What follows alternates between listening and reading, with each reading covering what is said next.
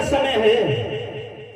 एक बार का जिक्र है, श्री सुखदेव जी बताने लगे, हे राजन परीक्षित, एक बार ब्रह्मा जी का दरबार बड़ा सुंदर लगा था। ब्रह्मा जी का दरबार बड़ा सुंदर लगा हुआ था और ब्रह्मा जी के दरबार में बड़े बड़े ब्रह्म ऋषि मौजूद बैठे थे। बड़े बड़े ब्रह्म ऋषि मौजूद बैठे थे ब्रह्मा जी के दरबार में। हुआ ये कि ब्रह्मा के दरबार में, ब्रह्मा के दरबार में चल बैठा संवाद, विश्वामित्र वशिष्ठ में बढ़ा बहुत विवाद। विश्वामित्र और वशिष्ठ में बहुत विवाद हो गया। ब्रह्मा जी के दरबार में संवाद होते होते तो वशिष्ठ जी कहने लगे कि हे विश्वामित्र, मृत लोक में एक बहुत सुंदर राजा है जो बहुत बड़ा दानी और सत्यवादी है और वो हमारा शिष्य है। बहुत बड़ा हमें उस पर गर्व है और अभिमान भी है। विश्वामित्र कहने लगे, इतना बड़ा कौन है जो इतनी बढ़ाई करते जा रहे हो? कौन है बाप, मुझे भी तो बताओ। इतना बड़ा सत्यवादी है जो तुम ब्रह्मलोक में उसकी चर्चाएं कर रहे हो। बोले वो त्रिशंकु पुत्र अयोध्या नरेश हरिश्चंद्र महाराज, जो इतना बड़ा सत्यवादी दुनिया में कोई है न होगा। तो विश्वामित्र को गुस्सा आ गया। कहने लगे, वशिष्ठ जी, अपने मुंह से अपने की बढ़ाई करना अच्छा नहीं होता। हम जानते हैं कि सोना भी खूब चमकता है, जब तक ये दिखाओ आंच नहीं। महाराज ये बातें घर की हैं, की गई अभी तक जांच नहीं। हम कैसे मानेंगे तो इतना बड़ा सत्यवादी है? ये तो सब अपनी अपनी बातें हैं, अभी उसकी परीक्षा ही नहीं हुई। सत्य होता है, व्रत होता है, पर सीमा सबकी रहती है। सावन भादों के दिन पाकर सरता भी बाहर बहती है। कहने लगे, महाराज सावन भादों के दिन आते हैं तो छोटे छोटे नाले भी उफान मारकर बहते हैं। अच्छी बात नहीं है जो अपनी मौत से अपने की बढ़ाई करो। इतना बड़ा तो दुनिया में कोई हो ही नहीं जितनी तुम बढ़ाई करते जाते हो। अभी तक उसकी जांच नहीं हुई है, परीक्षा नहीं हुई है। विश्वामित्र कहने लगे, अभी उसकी जांच नहीं हुई। वशिष्ठ कहने लगे, तो हमारे शिष्य की तुम परीक्षा ले लो, जाओ मृत लोक। तो वशिष्ठ जी के कहने पर विश्वामित्र परीक्षा लेने के लिए जब आए मृत लोक में, तो जहां राजा हरिश्चंद्र की बगिया थी, बड़ी सुंदर सुशोभित फूलों से थी, कचनार जैसी लताएं, आज उस बगिया में सूकर का रूप धारण करके, सूकर का रूप धारण करके, और आज विश्वामित्र बने सूकर सारी बगिया को उजाड़ने लगे, सारी फुलवारी लताएं उजाड़ डाली। और जब माली भगाने को चला तो माली पर इस तरह के प्रहार किया, माली की जंगा फाड़ दी और माली भयभीत होते हुए रोता चीखता बिलखता हुआ और राजा हरिश्चंद्र के दरबार में पहुंचा। महाराज, क्या बात है माली?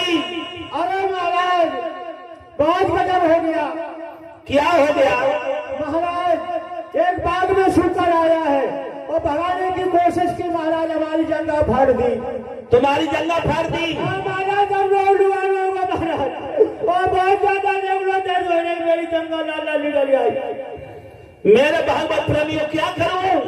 अब महाराज, अब तो मैं देखो चाहे मरवा जाओ भाई, मरवाओ, मरवा दो उसे। बिल्कुल सूकर मरवा दो महाराज। हाँ। सूकर मरवा दो, जब सूकर जिंदा न रहे। तुम्हारी ये दशा सूकर ने बिगाड़ी है। अरे बहुत ज्यादा ऐसी जगह बिगाड़ी सूकर में महाराज, तुम्हारी जगह बिगाड़ी, बाकी इतनी नहीं राखी। मेरे भागवत प्रेमियों, माली कहने लगा, महाराज, माली बोला, महाराज जब सूकर बाग में आओ है और मुश्किल से बाग लगाया था पर सबई धूल मिलाया है। महाराज हरिश्चंद्र कहने लगे माली अब तुम एक काम करो, अब तुम वापस बगिया में लौट जाओ। वापस नहीं जाइए, वो फिर तक है बैठो, मैं इंतजार कर रहा है। तुम वापस लौट जाओ।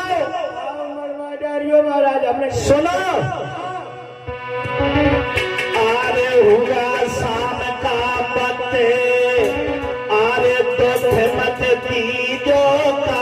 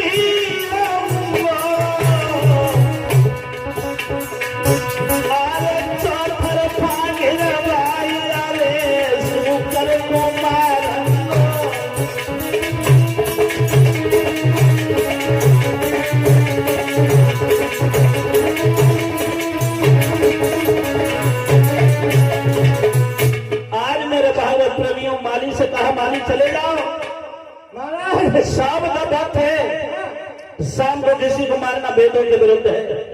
सुबह में उसका वध करूंगा। ठीक है महाराज, जब मरवा डालियो होगा, जब मर जा माली तब ले जाइयो, छूकर मरवाइयो चाहे छला मरवाइयो।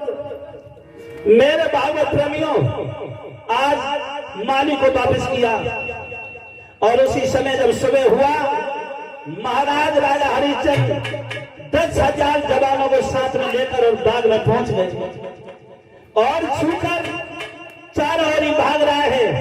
कहीं दिखाई दे जाता है, कहीं अलोप हो जाता है। हरिश्चंद्र कहने लगे सूरवीरों, अगर जिसके पास से छूकर निकल गया उसे फांसी पर चढ़ा दी जाएगी। हाँ ठीक है महाराज, चिंता न करो, छूकर नहीं निकले। हे प्रभु तैयार रह जाओ, बाबा जाएगा नहीं तो फांसी लगवा दी जाएगी। मेरे भागवत प्रेमियों, आज उसी समय हरिश्चंद्र के पास से सूकर घुघराता हुआ भागता हुआ गया।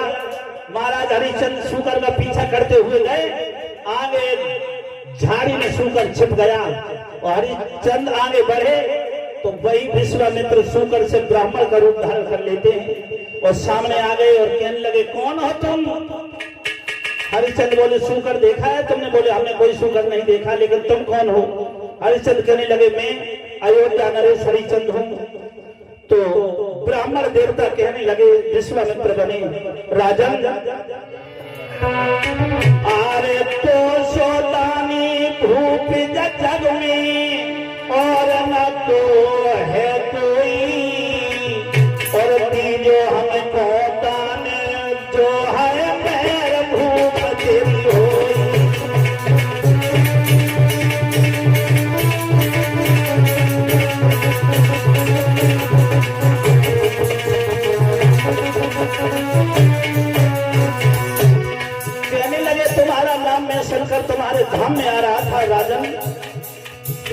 बहुत गरीब ब्राह्मण हूँ, बहुत गरीब ब्राह्मण हूँ, तुमसे कुछ दान लेने के लिए आ रहा था महाराज।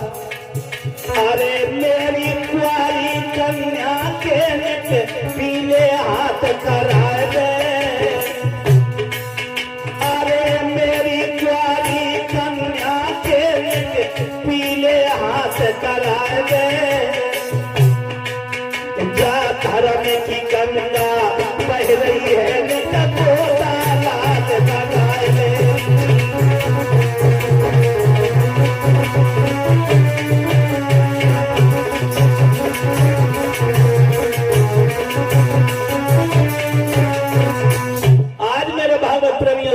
विश्वामित्र कहने लगे ब्राह्मण के रूप में, मेरी एक कुंवारी कन्या है, शादी के योग्य है, हम पर इतना धन नहीं है जो उसके पीले हाथ कर दे।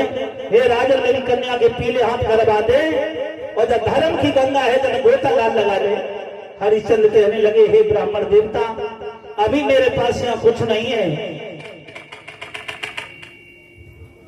हरिश्चंद्र कहने लगे हे मेरे करुणा धाम, हरिश्चंद्र कहने लगे हे मेरे करुणानाथ, अभी हमारे हाथ है कुंजी और लगाम, हमारे पास कुंजी लगाम के अलावा कुछ नहीं है महाराज। तो कहने लगे महलों में चलो, हम तुम्हें इतना धन देंगे सारा जीवन भी कट जाएगा और तुम्हारी कन्या का विवाह भी हो जाएगा।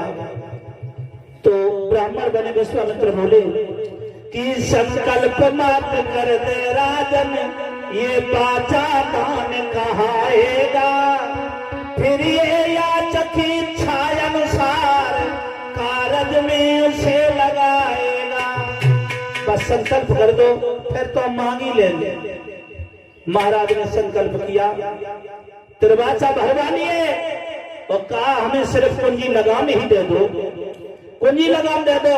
हरिश्चंद्र ने कुंजी लगाम दी, संकल्प किया और कहने लगे संकल्प पढ़ाई की अभी दक्षिणा बाकी है।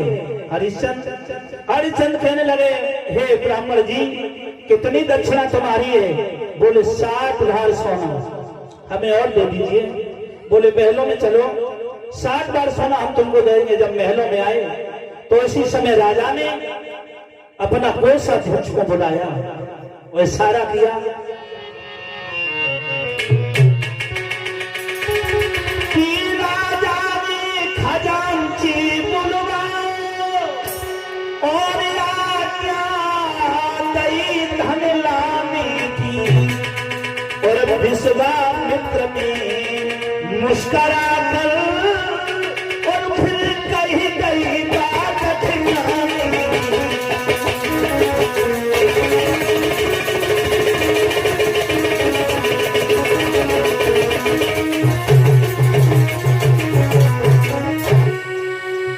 शब्दों में कहा महाराज,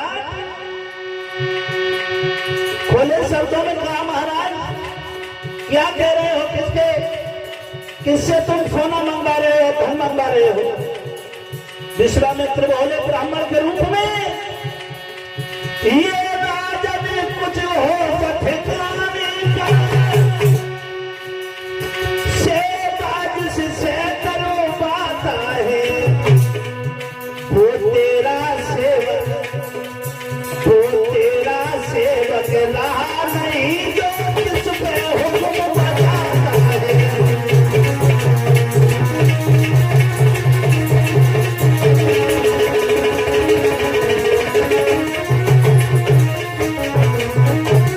कहने लगे महाराज ये तुम्हारा सेवक नहीं है जो तुम सेवा करवा रहे हो। महाराज हरिश्चंद्र तुम भूल गए कि राजकोष सेना शासन और पूंजी लगाम पर निर्भर है, और ये जनता मेरी और जनता है, और ये नौकर मेरा नौकर है।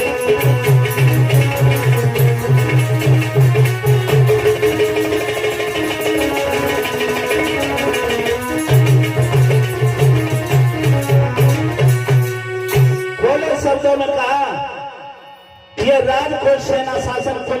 तुम पर निर्भर है। ये नौकर मेरा नौकर, ये जनता भी मेरी है। अब तुम्हारा इस पर कुछ नहीं रहा। हरिश्चंद्र सोई हाथ जोड़कर बोले, हे महात्मा, हे ब्राह्मण जी, कि अब समझे नाथ क्षमा कीजिए और पहले कुछ निर्णय लिया नहीं। महाराज और दे दिया राज सेना शासन और पर ये शरीर तो दिया नहीं।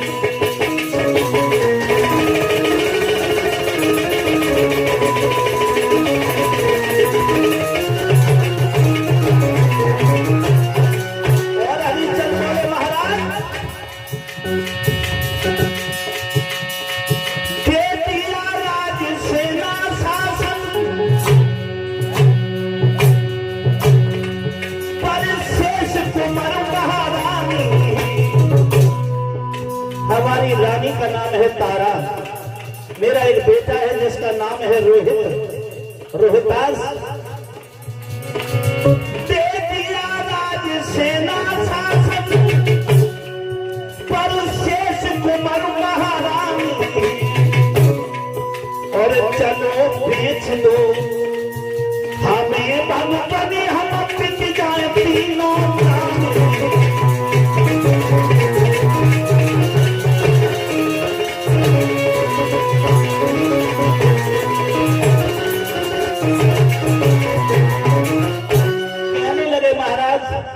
समझ गया। मैंने सेना शासन को नहीं लगा दे दी तो शरीर चला गया, सारा शासन चला गया।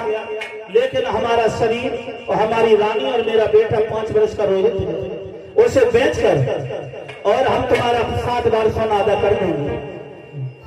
विश्वामित्र बने ब्राह्मण कहने लगे, जाओ अपनी रानी को पूछो, तैयारी करो बिकने की, लेकिन मुझे मूर्ख न बनाओ। तो जब सब में तुम्हारा राज है तीनों लोगों में, जो खरीदेगा वो धन भी मेरा ही होगा। आगे गए, बोले अपनी रानी से सलाह करके आओ। राजा हरिश्चंद्र गए। रानी जब हरिश्चंद्र जाते थे तो रानी आरती की थाली लेकर महाराज की आरती उतारा करती थी। हरिश्चंद्र कहने लगे, महारानी ये आरती की थाली मत उठाओ, इस थाली पर में मेरा अधिकार नहीं है। बोले क्या बात हुआ, क्या हुआ नाथ, क्या हुआ? तो कहने लगे, महारानी कुछ ना पूछो। खोपड़ी पकड़ के बैठ गए और बिलक बिलक कर महाराज हरिश्चंद्र रोने लगे। हे गोरी, बोले क्या हुआ? सही बिलक बिलक कर अपनी रानी की गलबैया डाल के फूट फूट के रोने लगे और बोले, रानी आज एक ब्राह्मण में सूकर मारने गया तो ब्राह्मण मिला, उसने सारा राजपाट दान में ले लिया। 7 बार सोना बाकी है और हमसे कहा, अरे हमसे कई भवन दे त्याग, रम जइयो तुम प्राणी तीनों, और मत रहियो राज के मध्य के हर हुए।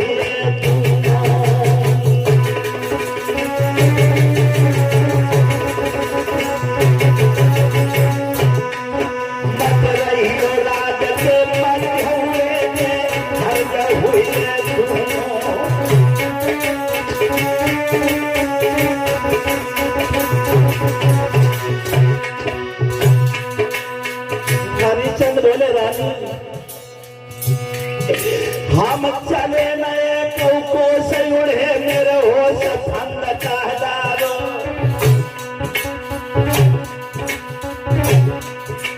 हम चले नए को से उड़े मेरे होश भंग खा डालो। अब किस दिन से यारो होए मार निस्तारो, अब किस दिन से यारो होए मार निस्तारो।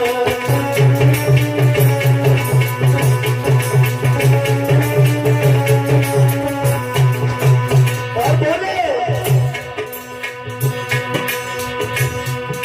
मेरे पिता में लिखो नीला तरानी और पापी और रजदानी।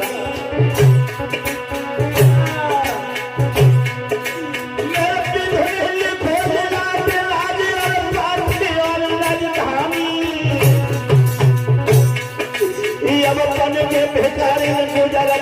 मेरी रानी, अब पलटे के कारण गुजर करो महारानी।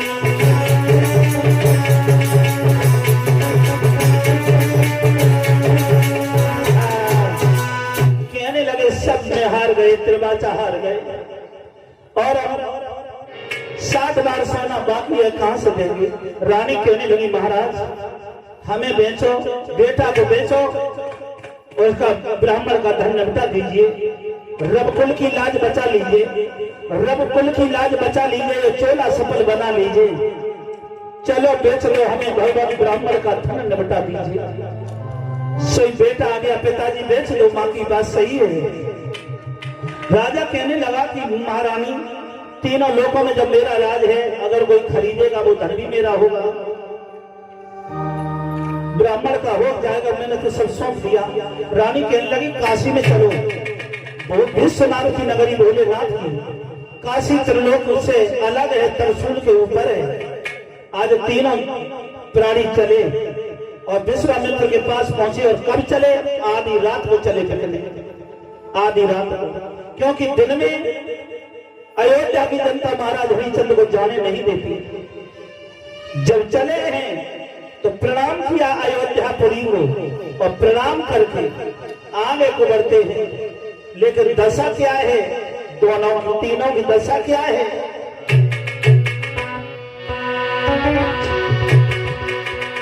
जब चले प्रणाम किया अवध को, अयोध्यापुरी को प्रणाम किया, कहा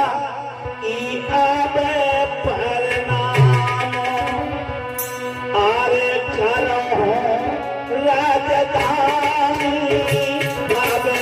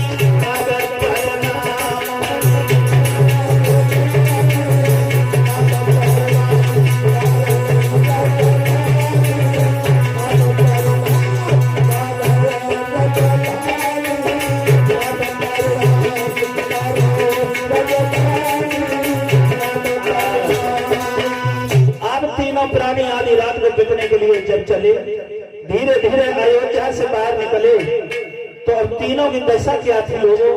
2 शब्दों में बता दूं कि रानी का सब श्रृंगार छूटा, केवल साड़ी मोटी है, और राजा पे केवल धोती है, बकला पे सिर्फ लगोती है।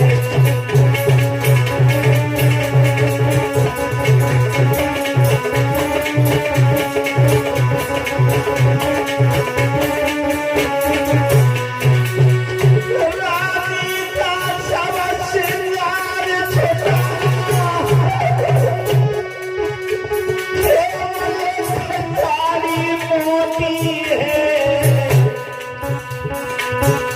राजा पे केवल धोती है, बचे लाल पे लगोती है।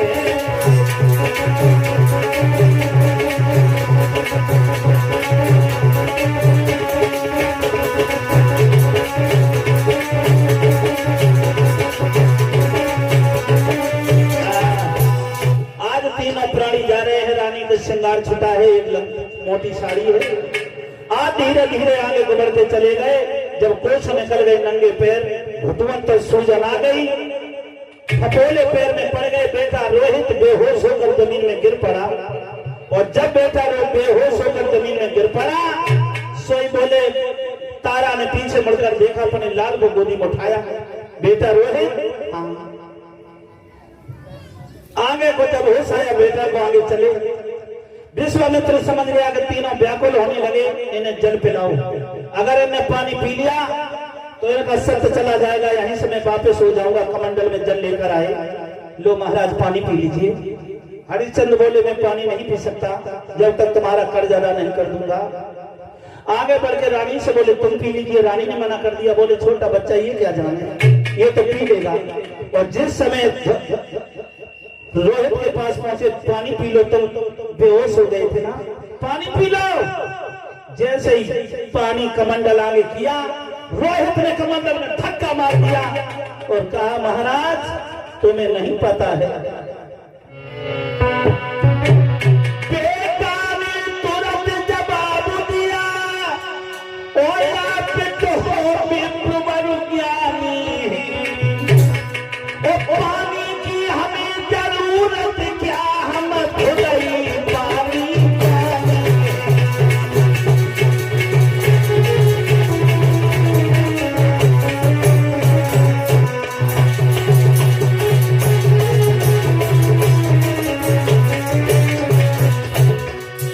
कहने लगे हम तीनों खुद पानी पानी है महाराज, ले जाओ अपना पानी।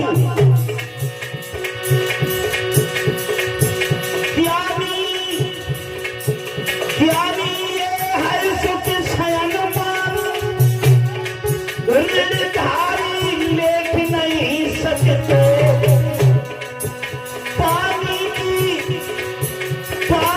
पीना तो दूर बात, पानी को देख नहीं सकते।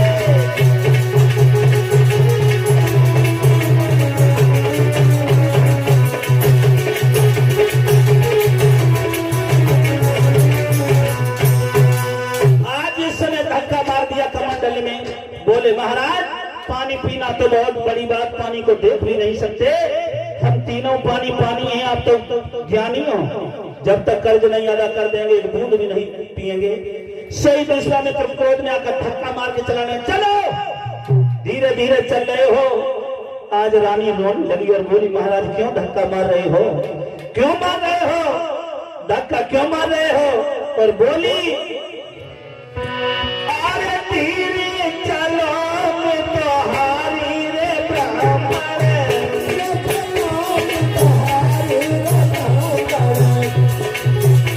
अरे कितनी दूर तेरी काशी रे ब्राह्मण,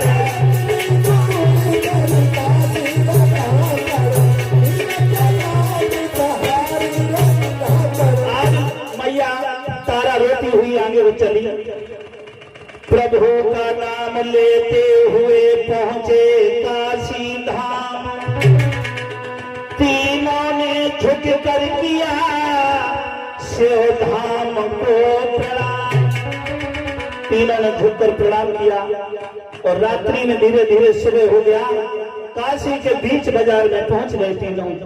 हरिचंद आवाज लगाते हैं कौन है जो हमारी लाज बचाने आए, और धर्म के नाम पर जो हमारी लाज बचाने आए। सूर कुल के लिए सूर का स्वरूप बने और सूर वंशी की कोई लाज बचाने आए, कोई है।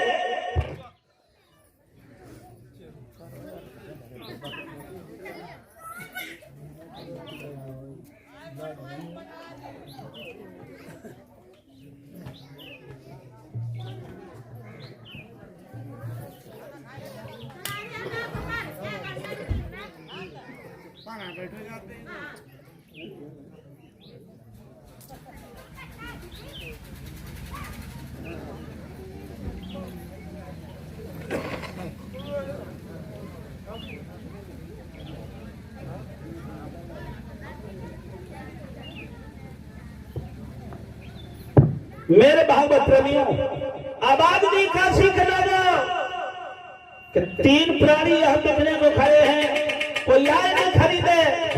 तो लोगों एक वैसे आ रही है, और रानी की सुंदरता को वेश्या ने देखा, सोचने लगी अगर इस वेश्या को मैं खरीद लूं तो हमारे लिए ये बहुत फायदा होगा।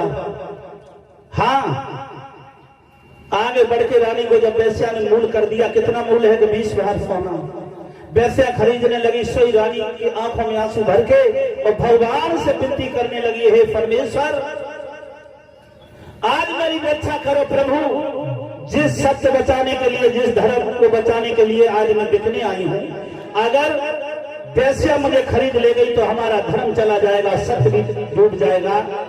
उसी समय माया रूपी बंदर वेश्या पर टूट पड़े।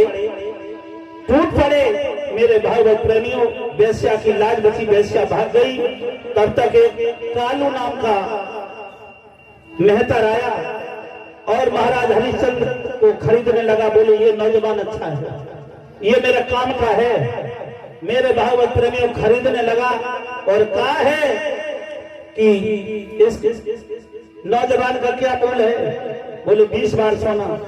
जब हरिश्चंद्र को खरीदने लगा तो रानी ने सोई अपने पिया का हाथ पकड़ लिया। हरिश्चंद्र से बोली, पिया मेरी एक बात सुन। रानी बोली, महाभूल और प्रभु पहले आप बिकाते हो, ओए आदर ये वीर किसके सर धोने जाते हो।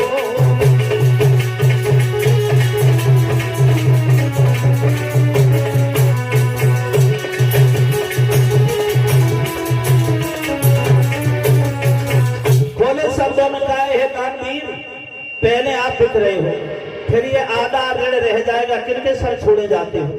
ये आधा ऋण अगर तुम पहले बिक गए तो तुम्हारा अधिकार हमारे शरीर पर कुछ नहीं रहेगा, ना बेटा पर अधिकार तुम्हारा रह जाएगा ना हम पर। फिर मत कहना कि तूने पहले मुझे बताया नहीं, ये तुम्हारा कर्ज अदा नहीं हो पाएगा। फिर हमको कौन बेचेगा?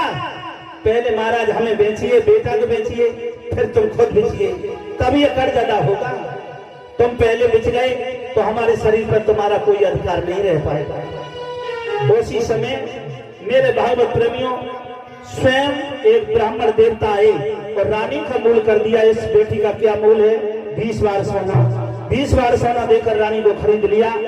जब मैया चली, रोहित ने पीछे से मैया का साड़ी का पल्लू पकड़ लिया और बोली, माँ मैं तेरे बिन नहीं रह पाऊंगा, मैया मुझे भी ले चल माँ। सोई रानी भागकर झपट के अपने लाल को कलेजे से लगा लेती है, हे ब्राह्मण देवता मेरे बेटा को भी खरीद लो, कुछ ना कुछ तुम्हारा काम तो करता ही रहेगा। उसी समय ब्राह्मण को दया आ गई और कहने लगे, इस बेटा का क्या मूल्य? बोले 20 भार सोना। 20 भार सोना देकर के बेटा को भी खरीद लिया और कहा है, रानी से कहा है, बेटी तुम हमारी रसोई बनाओगी, और बेटा से कहा तुम हम समय पर मेरे पूजा के लिए फूल तोड़ कर लाओगे। आज कालू नाम का मेहतर आता है, महाराज हरिश्चंद्र को खरीद ले जाता है। धीरे धीरे आज तीनों प्राणी अलग अलग बिछड़ गए। देखिए किस्मत सत्य की ऐसी परीक्षा ली विश्वामित्र ने, तीनों अलग अलग हो गए। आज हरिश्चंद्र से कहा, हरिया तो गंगा से घड़ा भरकर रोज तू ला, और शेर भर सत्तू देता है कालू आज हरिश्चंद्र को खाने को। और जब गंगा के किनारे भूख लगती है, जब सत्तू खोल के खाने को बैठते हैं हरिश्चंद्र, सोई विश्वामित्र भिखारी का रूप धारण करके भूख भूख चिल्लाने लगते हैं, मुझे भूख लगी, कोई भोजन दे दो। हरिश्चंद्र के पास आ जाते हैं, हरिश्चंद्र को सत्तू उठाकर विश्वामित्र बने भिखारी को दे देते हैं। जब दूसरा दिन हुआ, दूसरे दिन खाने को बैठे, दूसरा रूप धारण करके विश्वामित्र आ गए, भूख भूख चिल्लाने लगे, मैं 4 दिनों का भूखा हूँ। हरिश्चंद्र बोले, मैं तो 2 ही दिन हुए हैं भूखे, ये 4 दिन का है, उठा के सत्तू दे दिए। ऐसे ही ऐसे लोगों 27 दिन हो गए हरिश्चंद्र को भोजन नहीं करने दिया विश्वामित्र ने। रोज भोजन कर जाते थे, रूप बदल। आज हरिश्चंद्र का शरीर कांटा सा हो गया, सूख कर कांटा हो गया। एक दिन घड़ा पर घड़ा गंगा से भरकर जब सर पर उठा नहीं पाया, क्योंकि शरीर में ताकत नहीं रही थी, 27 दिन भूखे हो गए थे। सोई काला घड़ा गंगा पर रख के फूट फूट कर रोने लगा।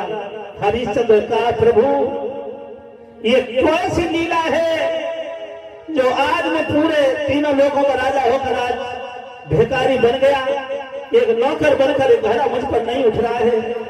तब तक रानी तारा उसी घाट पर जल भरने के लिए आ गई और बोली, प्रभु घाट खाली करो, मैं जल लेने के लिए आई हूं। हरिश्चंद्र कहने लगे, महारानी तारा, अरे मेरा दुर्बल भयो शरीर और रानी भरो घड़ायो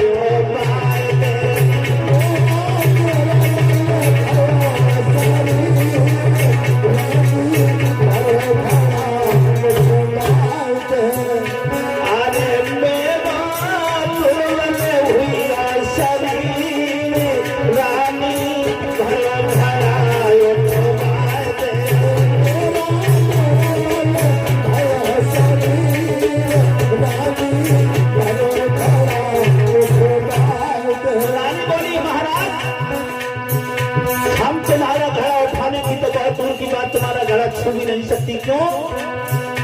तुम्हें भारती घर पानी में ब्राह्मण घर पतिरानी,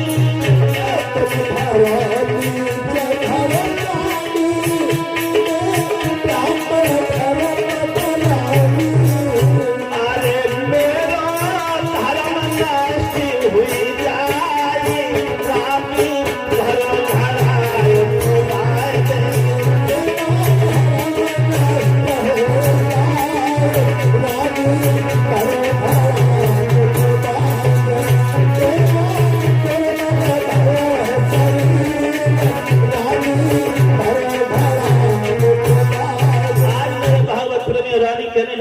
तो बहुत दूर की बात, तुम्हारा घड़ा मैं छू भी नहीं सकती। तुम नीच घर पानी भरते हो, मैं ब्राह्मण घर भोजन बनाती हूँ, महारानी की तरह रहती हूँ।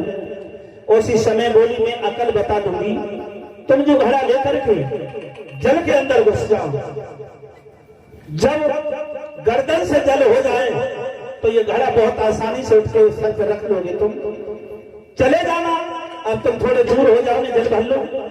उसी समय महाराज हरिश्चंद्र लग खड़े हो गए। रानी ने जल भरा और चली आई मुंह फेर कर। हरिश्चंद्र कहने लगे, बाहरी रानी, अरे तू कोई तारा है जो मेरे एक आदेश पर फिरंगी की तरह हुक्म बजाती थी। आज मुझसे ये समय मेरे ऊपर ऐसा आया है जो तू भी मुंह फेर कर तारा चली गई। आज बिलक बिलक कर हरिश्चंद्र रोने लगे। जब घड़ा उठाया, जब हाथों में बल नहीं था, वो हाथों से घड़ा छूट गया और घड़ा फूट गया। हरिश्चंद्र मेरे भागवत प्रेमी बिना घड़ा के आया। कालू नाम के मेहतर ने देखा, बोले घड़ा कहाँ है? बोले घड़ा सरकार फूट गया। शरीर में शक्ति न होने के कारण हाथों से छाता नहीं, वो जमीन में गिर गया और फूट गया। बोले तुझे शेर बड़े सत्तू रोज खाने को देते हैं और तेरे शरीर में शक्ति नहीं रही, अब तू किसी काम का नहीं है। सुन, अब तुम मरघटिया का वासी हो जा। हाथ में लाठी उठा और मरघट का वासी हो जा। कर कफन लेकर, कर का टका लेकर के और लहसुन को दफन करना। हरिश्चंद्र देखिए, जो तीनों लोगों का राजा वो किस्मत, आज वो मरघटिया का वासी हो गया। मरघटिया का वासी हो गया मेरे भैया।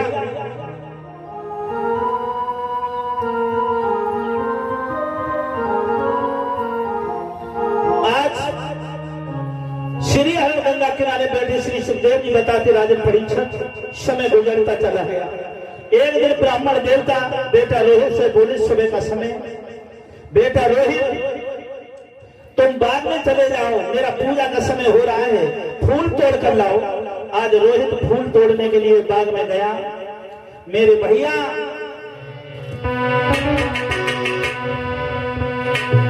अरे फूल तोड़ने आज बाग में पहुंचो रोहितास कुमार। अरे चुन चुन फूल धरे तली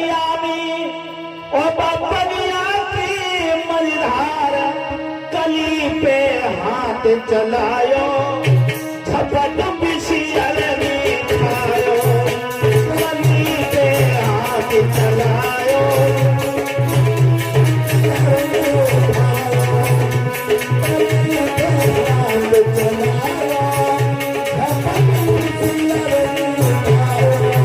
अरे फूल पे आज बगिया में चलो रोहिताश कुमार चुन चुन फूल धरे डलिया में बगिया फिर मुझे धार कली पे हाथ चलायो झपट बिछियल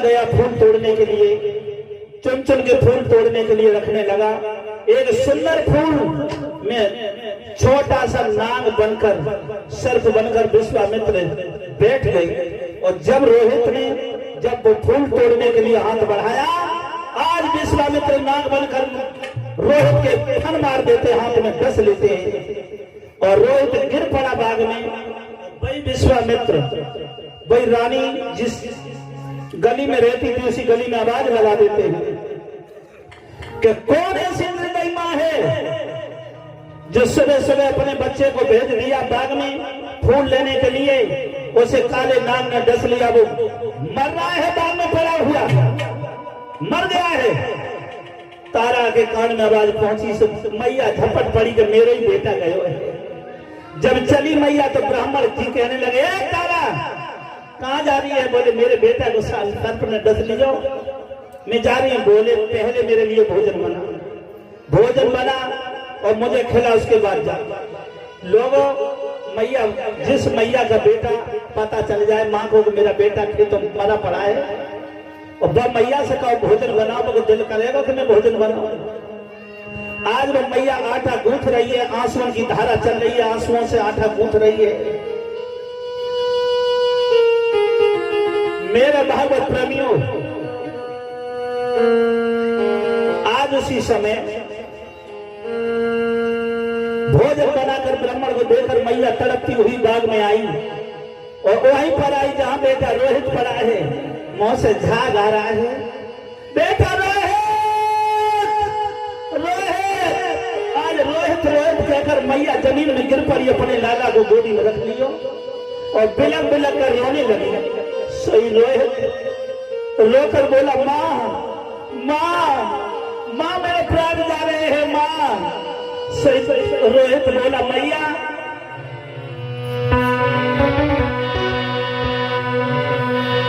अरे दुख सुख की जो चुकाए है रे सो मैया मुँह से कह दे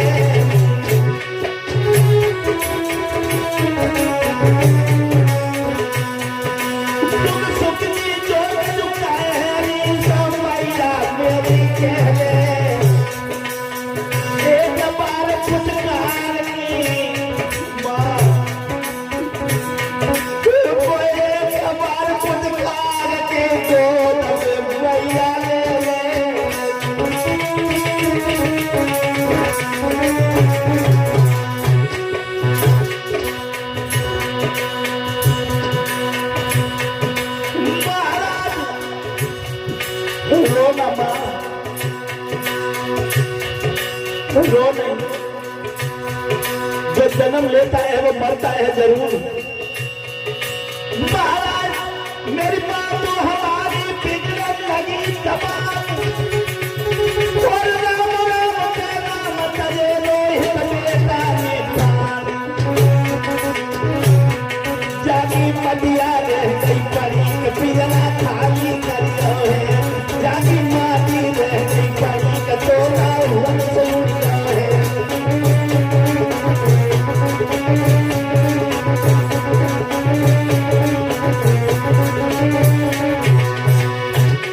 I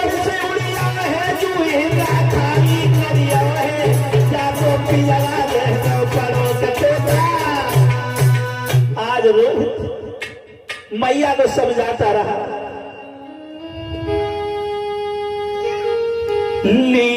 मैया को समझाता रहा रोहित, माँ लीनो जन्म सो मरत है, तुम धीर दिल में दीजिए, एक बार मुझकार के मुझको प्यार मैया आज रोहित ने मां को समझाते समझाते गोदी में प्रारंभ कहा, दुख सुख ही जो कछु कहे सो मैया मोथ आज के, और आखिरी बार गोद में बैठा रखे मैं सब प्यार कर ले मां, और राम राम कहकर वह मैया ने प्राण, मैया की गोदी में रोहित ने प्राण छोड़ दिए। आज मैया अपने बेटा की लैस गोदी में रखकर फूट फूट कर रोने लगी। जब मेरे भागवत प्रेमी ने बिलक बिलक कर जब मैया रोने लगी है लाश गोदी में रखकर,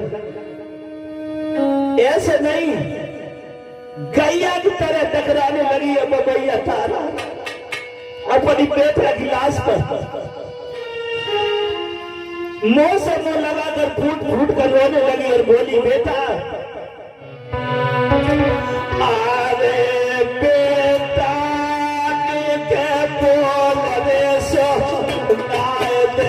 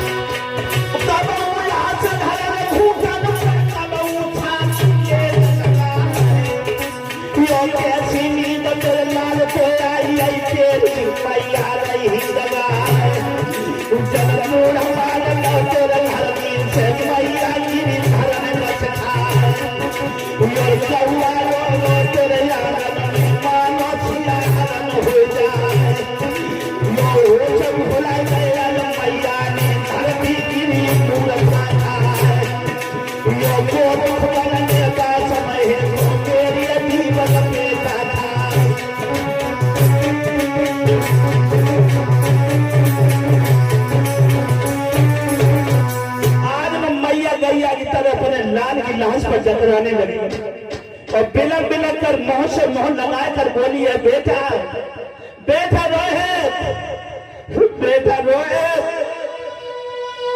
मैं तेरे पिता को क्या जवाब दूंगी जब तेरे पिता मुझे मिलेंगे?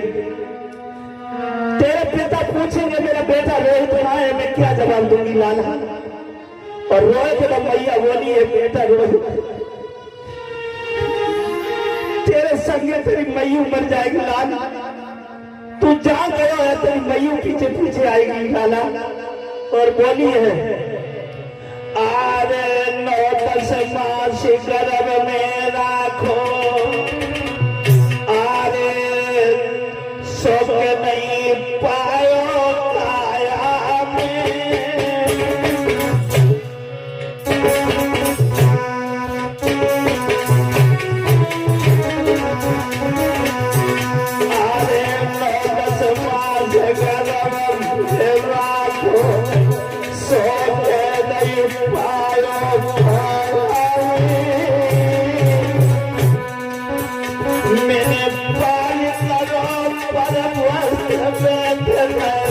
भाई छाया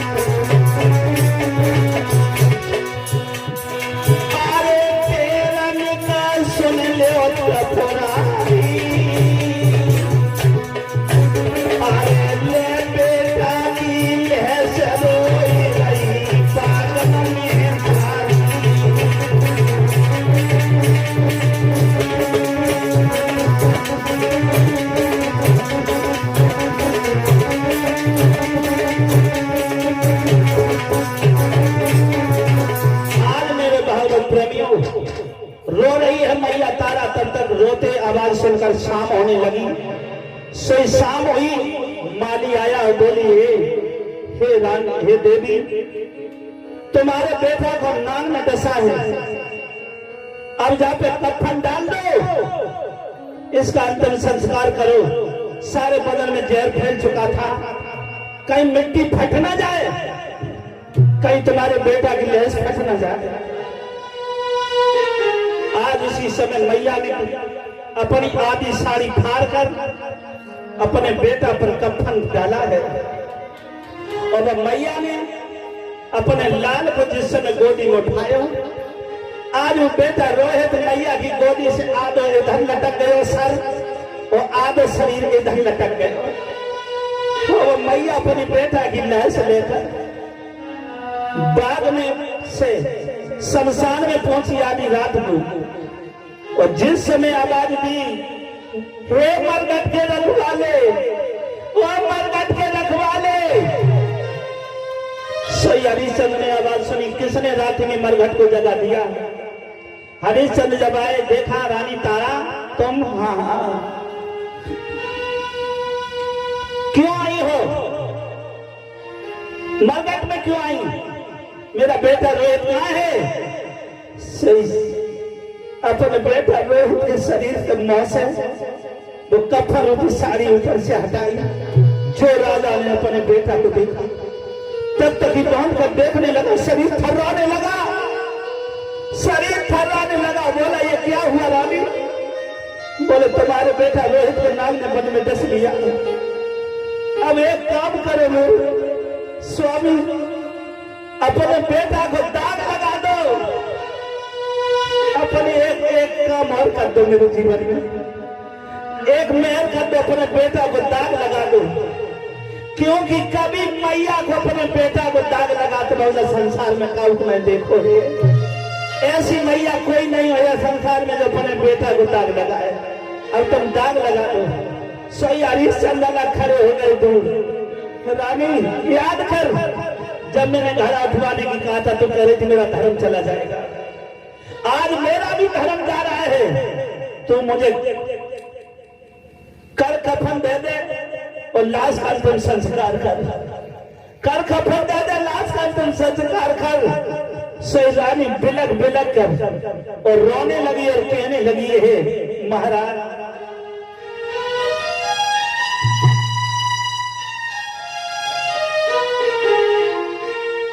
रोने लगी और हाथ जोड़कर बोली, स्वामी, हे स्वामी,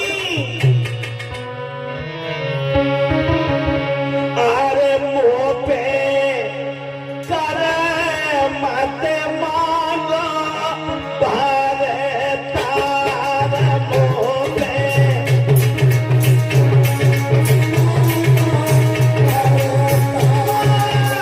मुंह पे कर मत मांगो,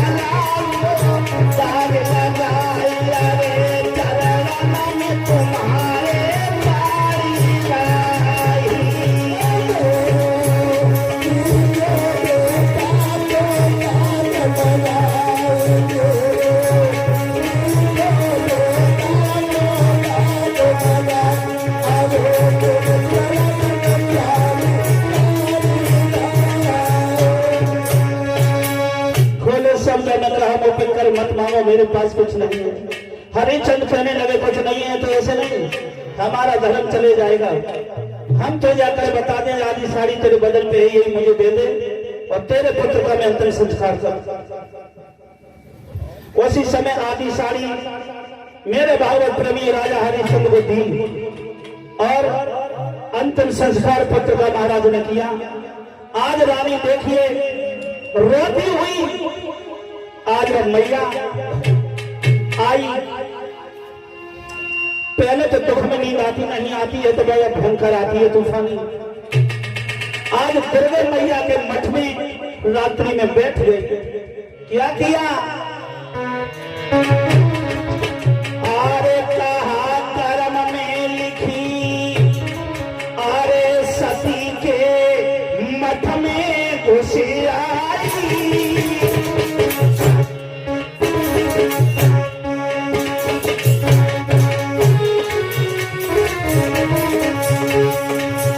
अरे कहा कर्म में लिखी, सती के मठ में घुस आई।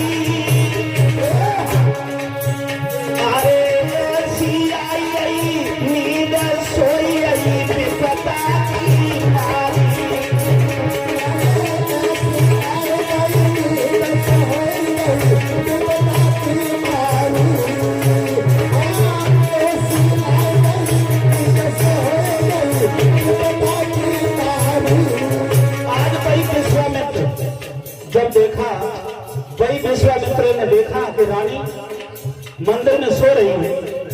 आज वही विश्वामित्र ने काशी से 4 बच्चों छोटे छोटे चुरा लिया। 4 बच्चों को चुरा कर और कत्ल करके और चौराहे पर डाल दिया और एक खप्पर में खून ले लिया और मठ में जब मैया तारा सो रही थी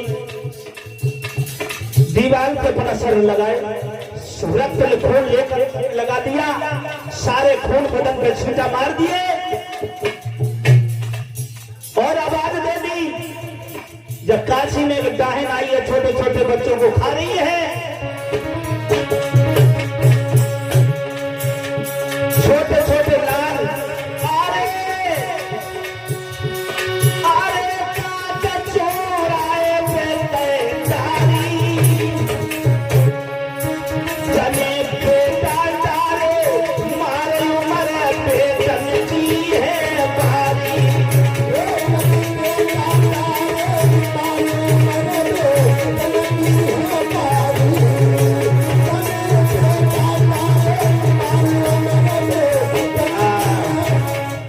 आज हरिश्चंद्र इधर मगहिया का पहरा दे रहे हैं, इधर विश्वामित्र आवाज लगा दी काशी के लोगों, एक डाहिन आई है काशी में जो छोटे छोटे बच्चों को खा रही है। 4 बच्चों को खाते मैंने देखा और इस समय खाकर पेट भरकर मंदिर में सो रही है। सो काशी के काशी नरेश ने आज कलुआ को आदेश दिया जाओ उसे मार कर आओ। कालू ने हरिचंद से कहा हरिया पकड़ तलवार, मंदिर में डायन है मार के आओ। हरिश्चंद्र जब मंदिर में गए और जब मैया सो रही है, हरिश्चंद्र ने आगे के बाल यूं हटाए, चेहरा पोंछा, हाथ से तलवार छूट गई। ये तो कोई डायन नहीं है, हमारी रानी तारा है। भगवान कैसी ये भोल इच्छा मेरी ली है। आज मेरे ही हाथों बेटा का अंतिम संस्कार और मेरे ही हाथों अपनी रानी तारा का कत्ल करवा रहे हो। भगवान ये कैसी परीक्षा है। आज इसी समय मेरे भागवत प्रेमियों, हरिश्चंद्र सत्य के बंधन में बंधे हुए हाथ में तलवार उठा ली और म्यान से तलवार मारने के लिए जब खींची, हुआ क्या? शेष नाग टहलाइए और पृथ्वी उन्हीं हिम्मत हारी है। अब हम जाकर सातल को यहाँ पाप हुए रहे भारी है।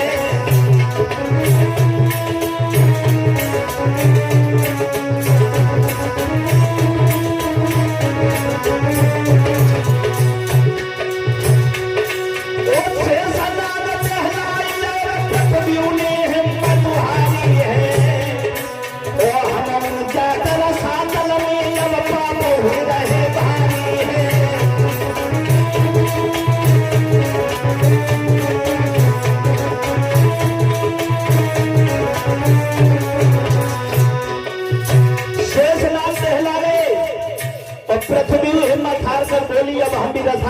चली जाऊंगी। यहाँ निर्दोषों के ऊपर बहुत बड़े बड़े पाप हो रहे हैं।